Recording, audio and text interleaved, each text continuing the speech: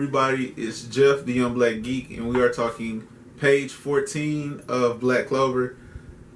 4 fire emojis off the rip because I'm really enjoying what Luck is becoming and seeing more of why he so fearlessly hops into battle, and a little bit more on his backstory in general, where we see that he has a loved one or someone that he cares about and grew up with that found happiness in his winning battles against nobles, and how that affection that he drew from that person motivated him to become stronger. And now he's at a point where he feels he cannot lose, because he'll lose that affectionate connection he has with another person. Especially growing up, like, he didn't feel anger or sorrow. He was happy. He was a smiling kid. He didn't cry. He didn't menace or have a poor expression on his face. And so all of that wrapped together with how creative he is with using his power, and to see the destructive capabilities, the true DC his lightning magic has, I really enjoyed this chapter. Another reason I enjoyed this chapter is because we see another younger mage from the Diamond Kingdom, whose name has yet to be revealed, that has a very strong magic and a large reserve of mana, as stated by Klaus. I believe this is Klaus, where he's just like, man, like, his magic isn't slowing down at all while fighting him. How strong could he be? Like, I need to end this quick. Great. I thought that the guy that possesses the smoke magic in this chapter was very impressive as well. It's just altogether great showings by a lot of the core characters, and we're going to go through it kind of lightly, actually. But we start with this backstory where a woman or a girl, I'm guessing it's Luck's mom or older sister, someone who he grew up with, smacks him for being himself, basically, and not being able to do a simple task. We're not quite sure what the task is.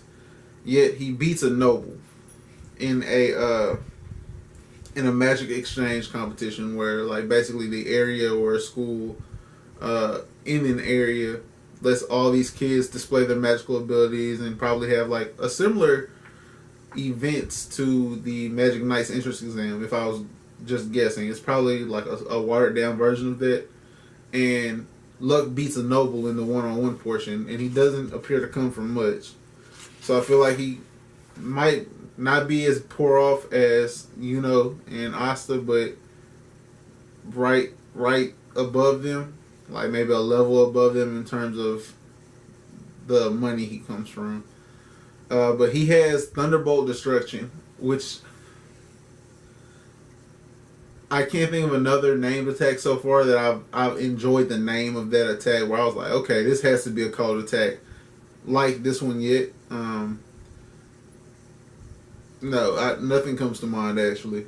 But he's using that in his fight against the guy that creates smoke, and he's so tenacious, and he has so much wherewithal while fighting, that he actually does have this guy on the run. The guy that's fought against Yami before, he does have him on the run. I think the major drawback to Luck is how tenacious he is against these types of fighters, where tactically Luck is overmatched. Like, he's outmatched by far, because this guy already used the henchmen that he had a chapter or two ago as pawns, just to be able to set up the power dampening smoke.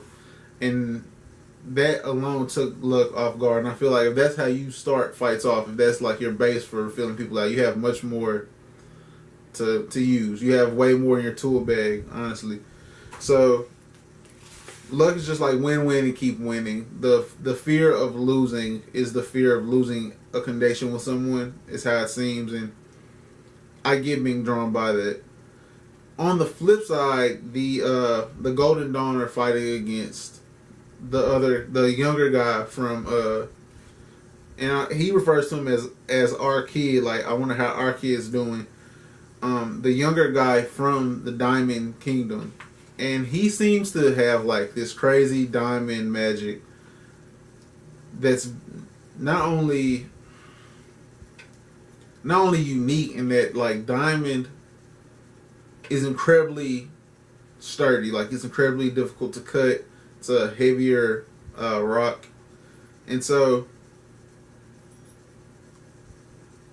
versus wind or we find out that Klaus uses steel or the I think it's like vines or plantation growth or whatever that Mimosa uses.